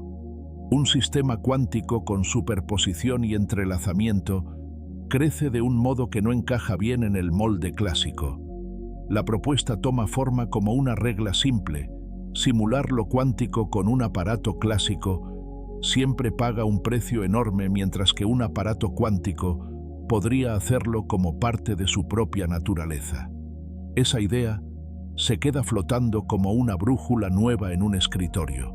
Nada urgente sucede aquí. A mediados de los años 80, David Deutsch formaliza el concepto de una computadora cuántica universal. Así como la máquina de Turing sirve para pensar la computación clásica en términos abstractos, Deutsch muestra que también se puede hablar de puertas cuánticas y registros de qubits capaces de aproximar transformaciones cuánticas generales. La palabra universal no promete facilidad, pero promete un mapa, un marco común para imaginar circuitos, recursos y, con el tiempo, corrección de errores. En Oficinas con luz tenue aparece una pregunta serena: ¿qué problemas cambian realmente cuando el cálculo se apoya en interferencia? La respuesta empieza a tomar forma en los años 90, con algoritmos que usan la rareza cuántica como herramienta. En 1994, Peter Shor presenta un método para factorizar números grandes con una eficiencia que en teoría supera a los mejores enfoques clásicos conocidos. Ese resultado toca una zona sensible porque muchos sistemas de cifrado dependen de la dificultad de factorizar números grandes. Por un momento, todo está quieto otra vez. La calma ayuda a colocar el matiz esencial. El algoritmo de Shor exige una máquina tolerante a fallos con corrección de errores y qubits lógicos muy lejos del laboratorio de ese tiempo. Aún así cambia el horizonte. La pregunta deja de ser si lo cuántico es interesante y pasa a ser qué se necesitaría para hacerlo estable, repetible y verificable sin que el ruido lo deshaga a mitad de camino. Poco después, aparece una promesa distinta. Lovegrove introduce una técnica de búsqueda que reduce el número de pasos necesarios para encontrar un elemento en una lista sin estructura. No vuelve instantánea la búsqueda, pero ofrece una mejora cuadrática elegante y general. En el fondo, lo que hace es amplificar amplitudes, como si el algoritmo aprendiera a señalar con más claridad una aguja escondida en un pajar de posibilidades. Nada urgente sucede aquí. Mientras la teoría madura, la materia exige su propio trabajo: construir qubits reales. Durante los años 90 y los primeros años del siglo XXI, se exploran plataformas diferentes. La resonancia magnética nuclear permite manipular espines en moléculas y demostrar puertas cuánticas con pocos qubits. Las trampas de iones mantienen átomos cargados suspendidos en campos electromagnéticos y los controlan con pulsos de luz. Los circuitos superconductores, por su parte, usan frío extremo y microondas para formar qubits en circuitos que se comportan como átomos artificiales. En 1998 llegan demostraciones tempranas con un puñado de qubits suficientes para ejecutar rutinas simples y mostrar que el cálculo cuántico no vive solo en la pizarra. Son pasos breves, casi tímidos, y sin embargo decisivos. El estado se prepara, se rota, se entrelaza, se mide, y el patrón aparece en estadísticas repetidas. En ese punto, el campo aprende una lección tranquila. El avance real no siempre se mide por tamaño, sino por repetición confiable. Por un momento, todo está quieto. En esa pausa se entiende por qué el progreso parece lento. Cada qubit es una negociación con el entorno. La teoría imagina puertas perfectas. El laboratorio debe sostener estabilidad, calibración y silencio. La victoria de esos años no es transformar industrias, sino sostener coherencia el tiempo suficiente para encadenar operaciones y medir con confianza una y otra vez, como si se afinara un instrumento delicado. La puerta del pasillo sigue entreabierta. La luz cae sobre la pizarra y sobre un prototipo que todavía parece pequeño frente a sus ambiciones. El zumbido lejano de los instrumentos recuerda un ambiente espacial constante. Nada urgente sucede aquí. Solo una idea que se consolida antes de hablar de milagros. La computación cuántica aprende a existir repetición tras repetición en el silencio. En una ciudad que se apaga lentamente, los cables de fibra óptica cruzan bajo las calles como raíces silenciosas. En edificios discretos, servidores apilan registros, llaves y firmas digitales con una rutina casi invisible. La vida moderna descansa sobre esa infraestructura: pagos, identidades, hospitales, laboratorios, contratos, redes de energía. Todo parece estable y, sin embargo, gran parte de esa estabilidad depende de un secreto compartido pequeño como una semilla, una clave. La criptografía clásica convierte ese secreto en un escudo, no porque sea imposible romperlo en principio, sino porque resulta demasiado costoso hacerlo con las máquinas disponibles. Hay rompecabezas matemáticos que son fáciles de construir y difíciles de desarmar. Multiplicar dos números grandes suele ser rápido. Encontrar los factores originales cuando el producto es enorme puede volverse tan lento que deja de ser práctico. Ese desequilibrio sostiene buena parte de la clave pública, un modo de intercambiar secretos sin haberse reunido antes y de verificar firmas sin conocer al firmante. La idea es sorprendentemente humana. Dos partes desconocidas pueden acordar una clave sin haberse visto, y un documento puede quedar sellado de manera que cualquier observador verifique su origen. Las matemáticas hacen el trabajo de confianza. Mientras el problema subyacente siga siendo difícil para atacantes reales, el candado transparente continúa funcionando como una cerradura visible, cuyo interior permanece inaccesible por puro costo. Por un momento, todo está quieto. En esa quietud, la seguridad se vuelve una cuestión de tiempo y esfuerzo. Los algoritmos se publican, se estudian, se atacan, se mejoran.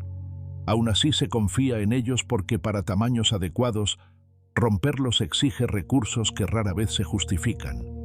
No es una promesa metafísica, es una contabilidad de energía, de memoria y de años de cómputo aplicada con serenidad. La computación cuántica entra en esta contabilidad como una reescritura posible.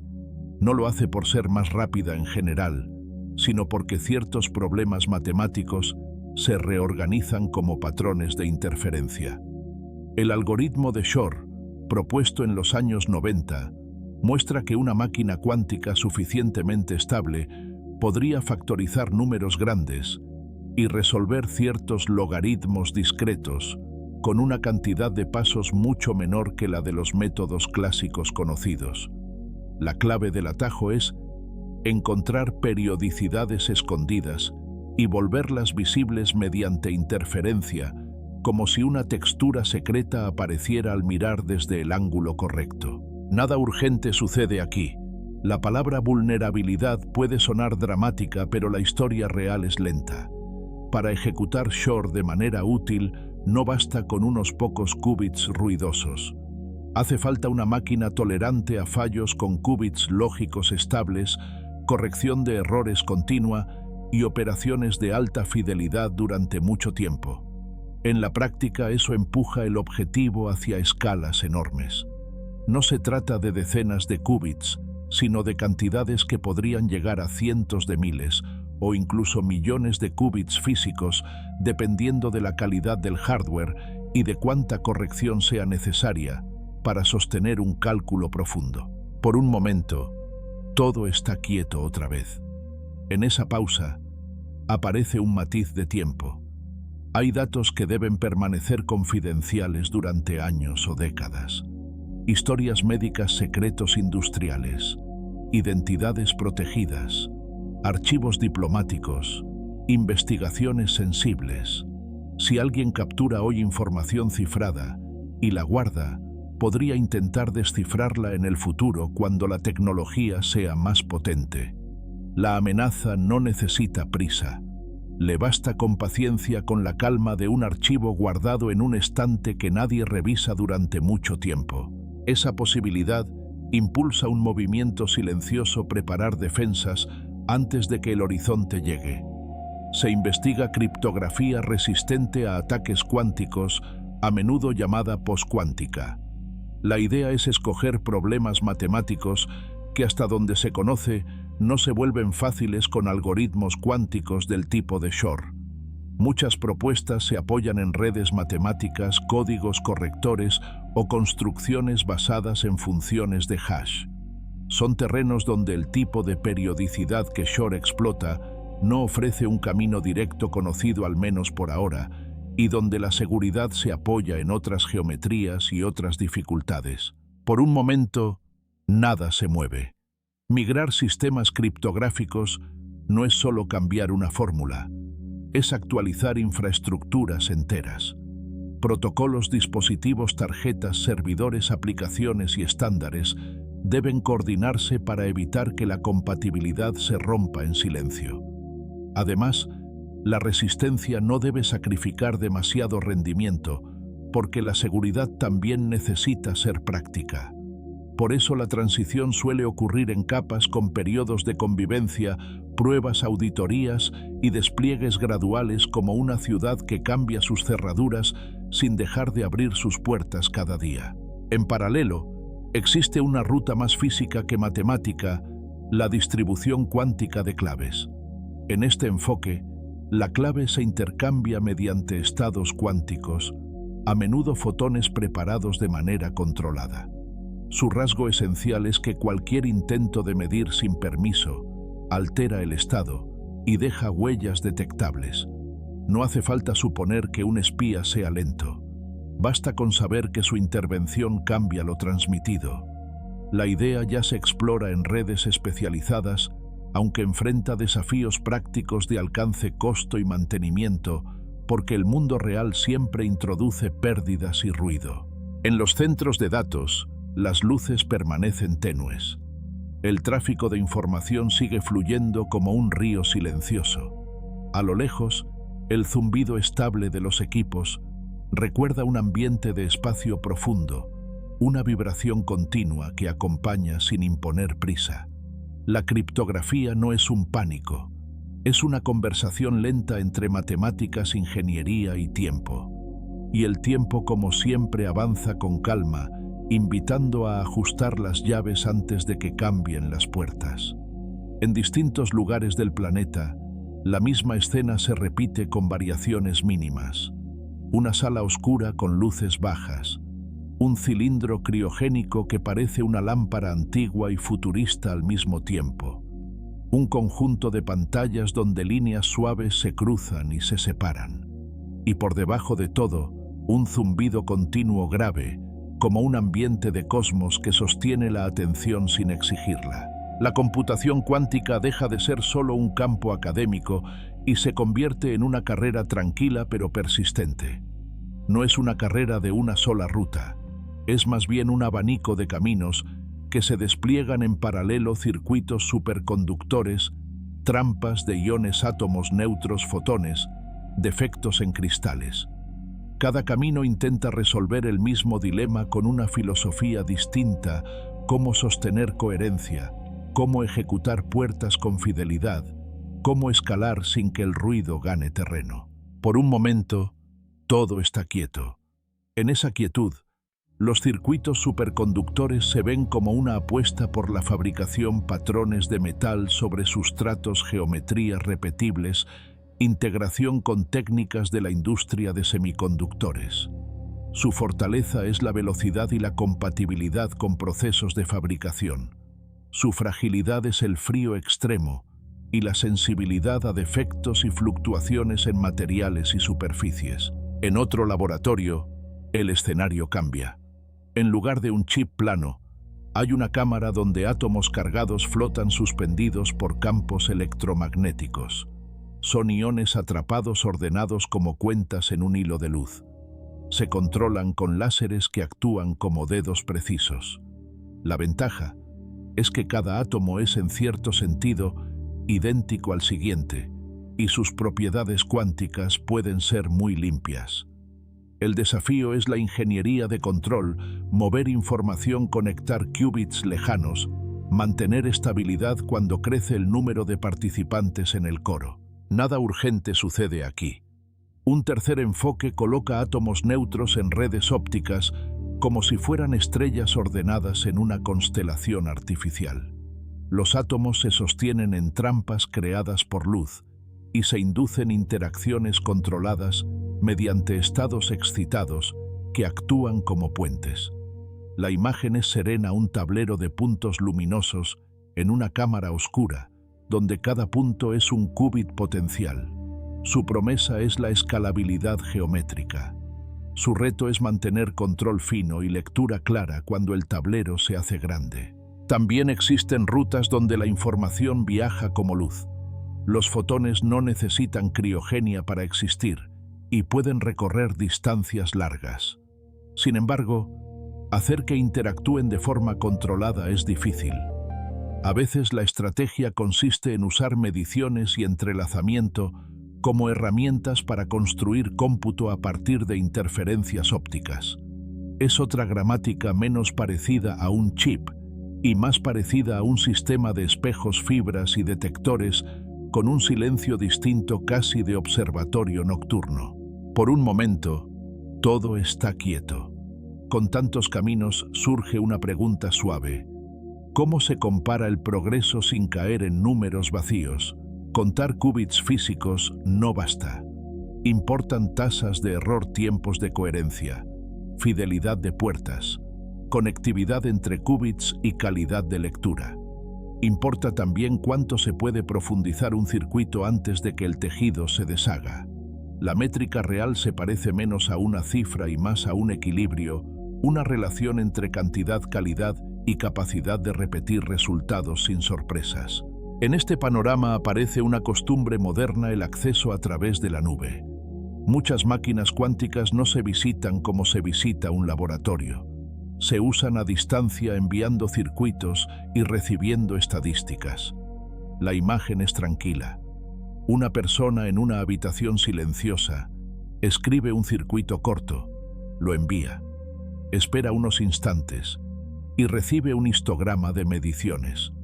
Allí se ve con claridad que lo cuántico todavía convive con lo clásico. La máquina cuántica ejecuta la coreografía. La máquina clásica organiza, promedia, interpreta y decide qué repetir. Nada urgente sucede aquí. En los últimos años se vuelve habitual hablar de una etapa intermedia donde los dispositivos son capaces pero ruidosos. Se usan para explorar química pequeña, materiales simplificados, modelos físicos controlados y ciertas optimizaciones acotadas. También se diseñan pruebas de referencia no como trofeos, sino como termómetros, ejercicios que ayudan a medir la salud del hardware y la estabilidad del control.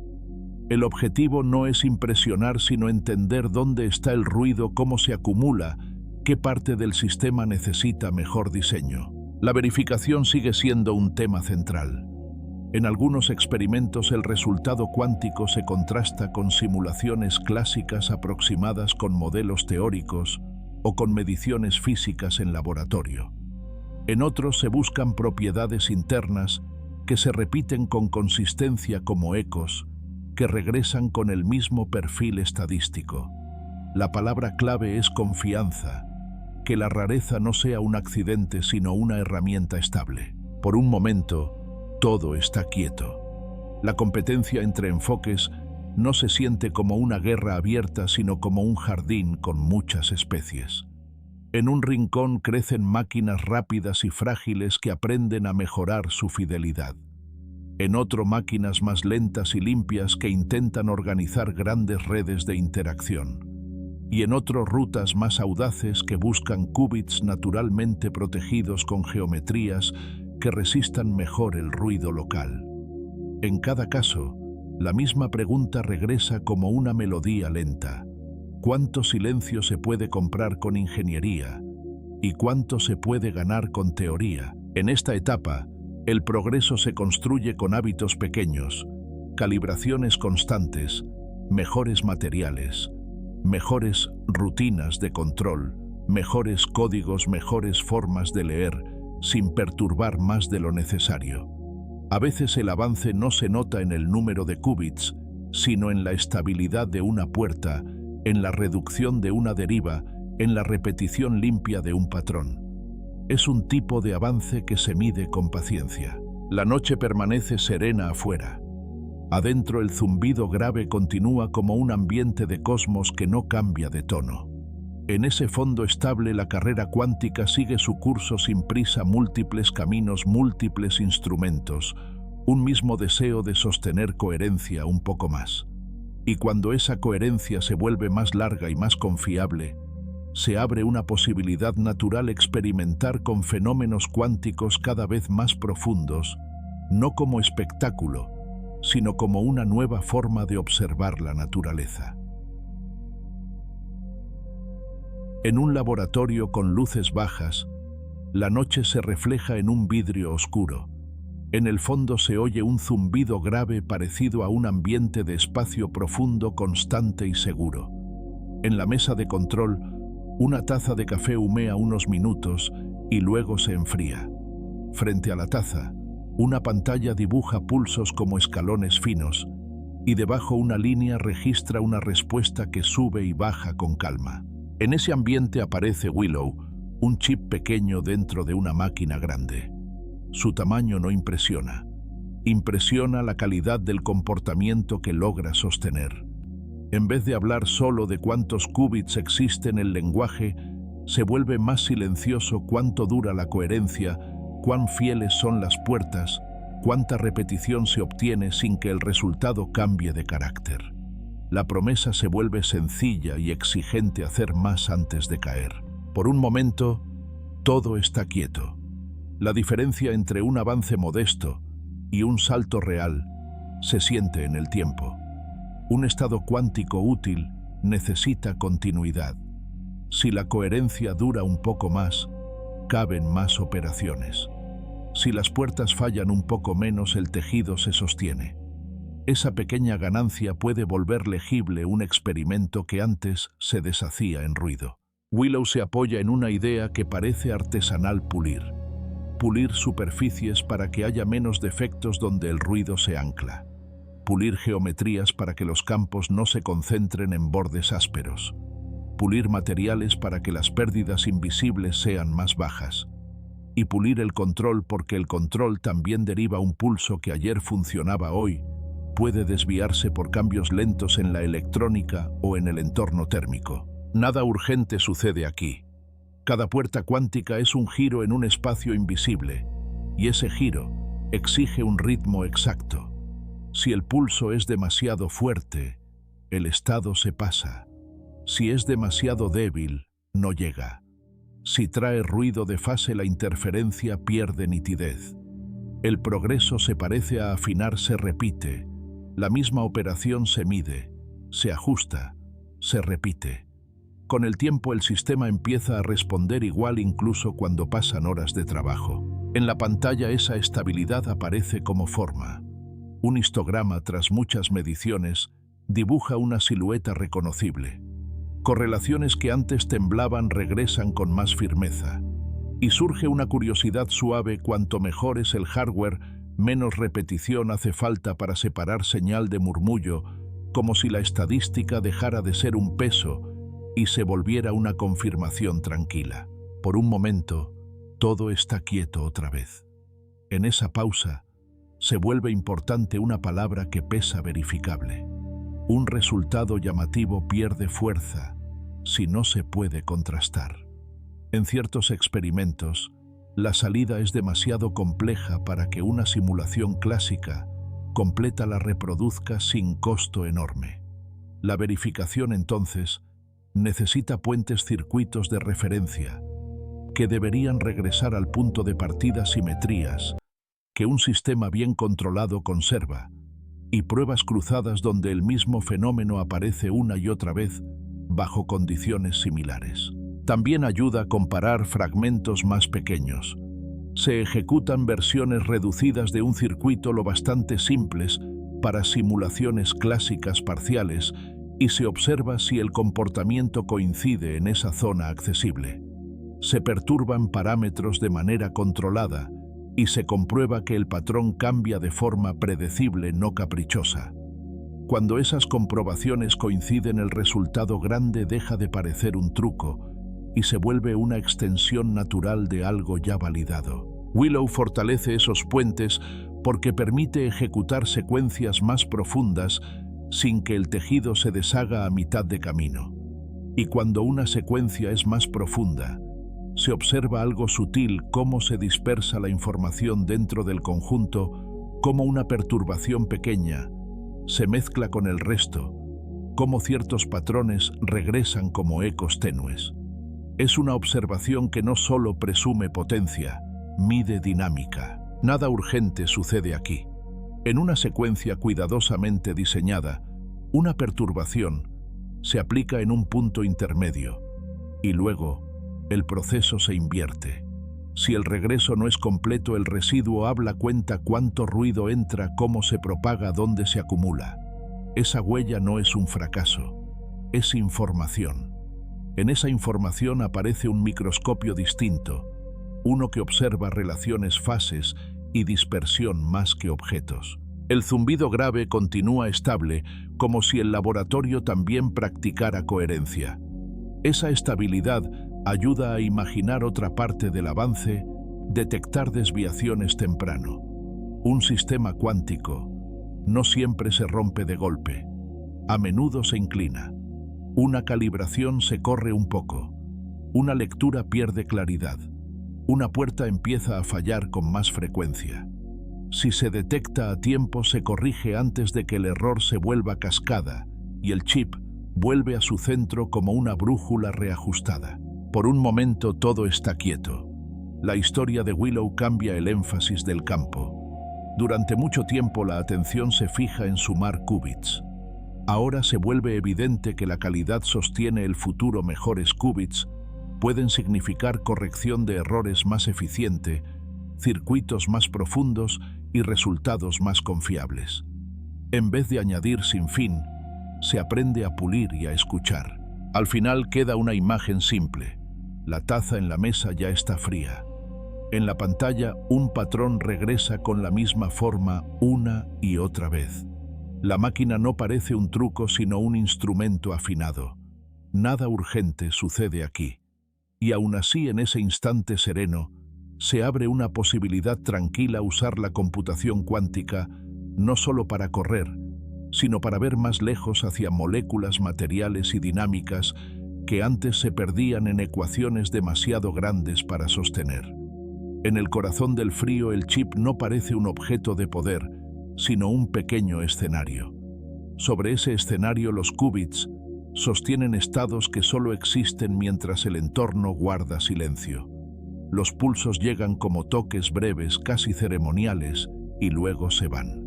El zumbido de fondo permanece grave y continuo, como un ambiente de boot-true que no distrae, solo acompaña. Cuando la calidad del hardware mejora, aparece una posibilidad nueva: no solo ejecutar puertas con más fidelidad, sino explorar la dinámica interna de un sistema cuántico durante más tiempo. Esa dinámica es difícil de describir con metáforas cotidianas, pero se puede sentir con una imagen: una gota de tinta que cae en agua clara. Al principio la gota es reconocible. Con el tiempo se dispersa, se mezcla, se vuelve parte del agua. En un sistema cuántico grande, la información también se dispersa. No se destruye, se distribuye de formas que se vuelven casi irreversibles para un observador limitado. Por un momento todo está quieto. En esa quietud surge una pregunta suave: ¿cómo se mide esa dispersión sin romper el sistema antes de tiempo? La respuesta llega con la idea de un eco. Un eco es una prueba de memoria. Si algo vuelve es que el sistema recuerda. Si no vuelve es que la información se ha mezclado tan profundamente que ya no se reúne con facilidad. En física cuántica existe una familia de medidas que intentan capturar ese fenómeno, correlaciones que comparan el efecto de una perturbación aplicada en medio de una evolución y el intento de deshacer esa evolución después. La palabra técnica puede sonar lejana, pero la intuición es serena. Se prepara un estado inicial. Se deja que el sistema evolucione con una secuencia de puertas. Se introduce un pequeño golpecito controlado. Luego se ejecuta la secuencia en sentido inverso, como si se rebobinara una cinta. Si el control fuera perfecto y el entorno no interfiriera, el sistema regresaría a su origen. Si hay ruido o si la información se dispersa por el entrelazamiento interno, el regreso será incompleto. Ese residuo es el eco. Nada urgente sucede aquí. El eco no es un fracaso, es un dato. Es una forma de escuchar cómo viaja la influencia de una perturbación por el tejido del sistema. En sistemas caóticos incluso, una alteración mínima se distribuye rápido como un susurro que se vuelve murmullo al atravesar un bosque.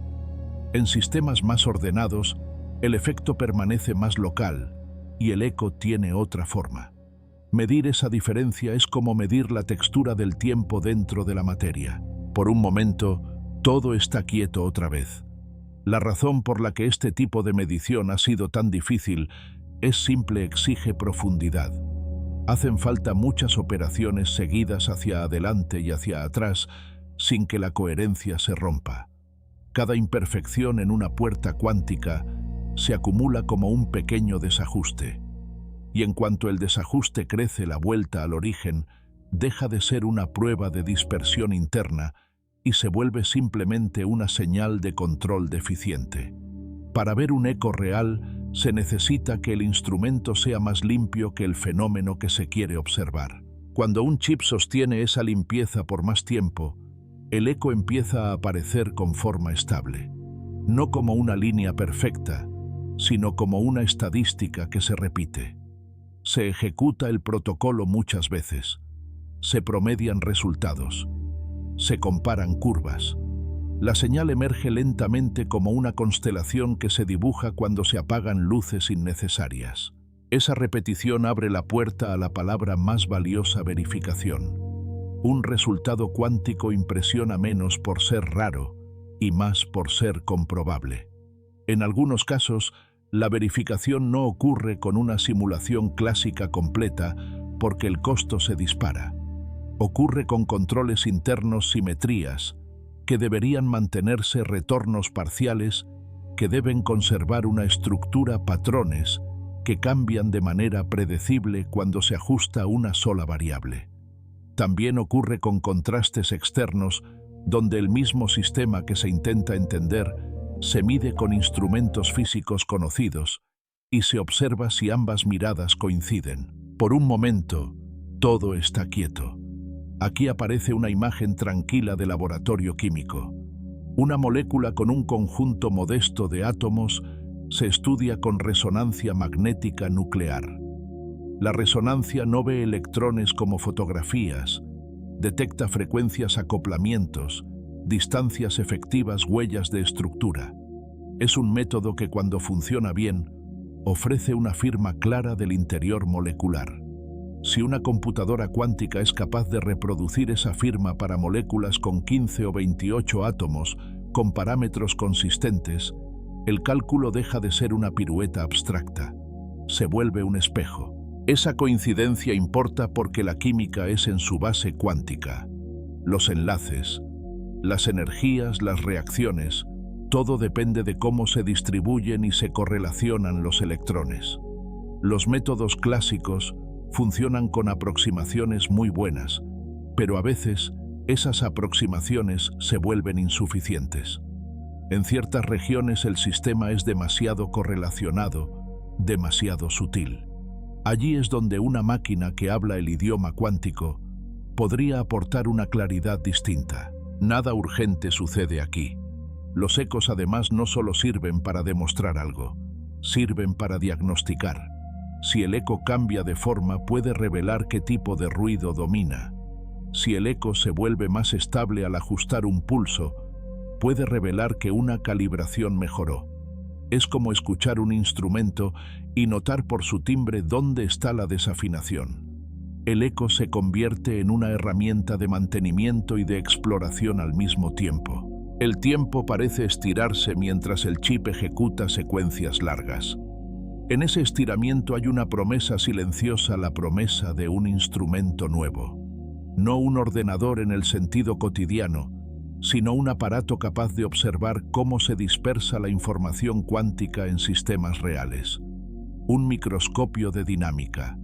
Un modo de mirar el interior de materiales y moléculas sin reducirlos a caricaturas demasiado simples. Por un momento todo está quieto. Afuera la noche sigue su curso sin prisa. Adentro el zumbido grave mantiene un fondo constante como un cielo oscuro en sonido. En ese fondo, el eco aparece y desaparece con regularidad, y esa regularidad dice algo sencillo: el instrumento empieza a ser confiable. Y cuando un instrumento se vuelve confiable, la mente se permite mirar más lejos hacia lo que podría construirse con esa confianza: diseños de materiales, rutas de energía, catalizadores, medicamentos y también decisiones humanas sobre quién usa esta mirada y para qué. En una sala de laboratorio las luces son bajas y el aire parece más denso por el silencio. La máquina criogénica cuelga como una campana y el sonido de fondo es un zumbido grave y estable como un am zan butru, sostenido una presencia que no distrae, solo acompaña. En una pantalla pequeñas curvas se repiten con paciencia como mareas en miniatura. Cuando ese tipo de repetición se vuelve confiable, la pregunta práctica aparece con suavidad: ¿para qué sirve? La respuesta más tranquila es que la computación cuántica no llega como sustituto de la computación clásica, sino como un instrumento especializado. Los bits siguen siendo el suelo firme de la vida cotidiana: comunicación, imágenes, memoria, control, redes. Los qubits se vuelven útiles cuando un problema crece demasiado rápido o cuando la materia exige un idioma cuántico para describirse con fidelidad. El objetivo no es correr más deprisa, sino entrar en regiones donde los métodos clásicos se vuelven pesados y costosos de sostener. Por un momento, todo está quieto. Esa región suele llamarse química. Una molécula no es solo una geometría, es una nube de electrones que se organiza, vibra y responde a pequeñas perturbaciones. En muchas moléculas, las aproximaciones clásicas funcionan bien, pero en otras la correlación electrónica es más intensa y la aproximación pierde detalle justo donde el detalle importa: energías cercanas, estados excitados, rutas de reacción. Allí una simulación cuántica puede ofrecer un mapa más fiel del paisaje electrónico. Se imagina un laboratorio nocturno de biología molecular. Frascos alineados, instrumentos en reposo, una sola pantalla encendida. Un fármaco debe unirse a un sitio específico y al mismo tiempo evitar uniones no deseadas. Si un modelo cuántico estima mejor cómo se distribuye la carga, cómo cambian las energías al acercarse a una proteína o qué conformación es más estable, el trabajo experimental puede enfocarse en candidatos con mayor probabilidad de éxito. La ganancia no es un milagro instantáneo, es una brújula más fina en un mar de posibilidades. Nada urgente sucede aquí. La energía abre otro paisaje. En la mesa de un taller, una batería desmontada muestra capas delgadas y texturas microscópicas. Su rendimiento depende de cómo los iones se mueven por materiales complejos y de cómo las interfaces envejecen. En ese envejecimiento aparecen defectos, rutas lentas y pequeñas barreras cuánticas que desvían la carga como si fueran granos de arena en un río. Simular con más fidelidad esas rutas puede ayudar a diseñar electrodos más estables, electrolitos más seguros o combinaciones que pierdan menos capacidad con el tiempo. Por un momento todo está quieto. Los catalizadores también esperan en silencio. Un catalizador guía una reacción sin consumirse como una mano que ordena un baile químico. En la transición energética, catalizadores mejores pueden facilitar la producción de hidrógeno, la captura de dióxido de carbono o la síntesis de combustibles más limpios. El problema es que las reacciones ocurren en superficies donde los electrones se redistribuyen en instantes formando y rompiendo enlaces. Una herramienta cuántica puede ayudar a describir ese movimiento íntimo con menos suposiciones, y una sola suposición menos a veces cambia el diseño completo de un material. En materiales avanzados aparece una promesa parecida. La superconductividad depende de correlaciones entre electrones que no siempre se describen bien con aproximaciones sencillas. Encontrar materiales que conduzcan sin resistencia a temperaturas más altas es una búsqueda paciente como buscar una constelación en una noche con nubes finas. Un instrumento cuántico puede explorar modelos más fieles, señalar regiones de parámetros donde la superconductividad se vuelve plausible y sugerir qué mediciones conviene intentar después. Nada urgente sucede aquí. También existe la optimización que a veces se imagina como una llave universal. Muchas optimizaciones se resuelven bien con herramientas clásicas y seguirán así. Aún así hay paisajes de costo, con muchas variables acopladas, restricciones duras y soluciones raras, donde un enfoque híbrido puede aportar. Se imagina un centro logístico en la madrugada, rutas que cambian por clima, inventarios que se ajustan, tiempos que se estrechan. Si una subrutina cuántica ayuda a explorar combinaciones posibles sin tantear a ciegas durante tanto tiempo, el beneficio es silencioso pero real. Por un momento, todo está quieto. Con las aplicaciones llega una capa humana, acceso, transparencia, responsabilidad. Si la computación cuántica útil es escasa, puede concentrarse y crear asimetrías. La respuesta más serena es la preparación, migrar hacia criptografía resistente, construir estándares abiertos, exigir auditorías y fomentar colaboración científica. La seguridad no se protege con secretos eternos, sino con transiciones ordenadas y con confianza verificable. La verificación de hechos se vuelve un criterio ético. Un resultado cuántico que nadie pueda contrastar puede convertirse en mito técnico. Por eso los métodos que permiten repetir, cruzar con mediciones físicas y estimar incertidumbres son valiosos. No solo prueban el cálculo, también delimitan sus límites. Un instrumento es útil cuando se sabe cuándo confiar y cuándo dudar sin prisa y sin euforia. Nada urgente sucede aquí. La promesa más calmada es la de un instrumento nuevo para mirar la materia. Un procesador cuántico estable no reemplaza la imaginación humana ni el trabajo experimental. Acompaña como un telescopio acompaña al ojo. Permite explorar dinámicas, energías y correlaciones con una fidelidad que antes se escondía detrás de ecuaciones demasiado grandes. Y cuando esa fidelidad se vuelve rutina, el cambio se vuelve silencioso. La noche continúa sin prisa. El zumbido de Amtán-Butru permanece constante y suave. Las pantallas bajan su brillo un poco más como si también aprendieran a descansar. Por un momento, todo está quieto y el mundo sigue girando con calma, mientras la curiosidad se vuelve ligera y el pensamiento se deja llevar.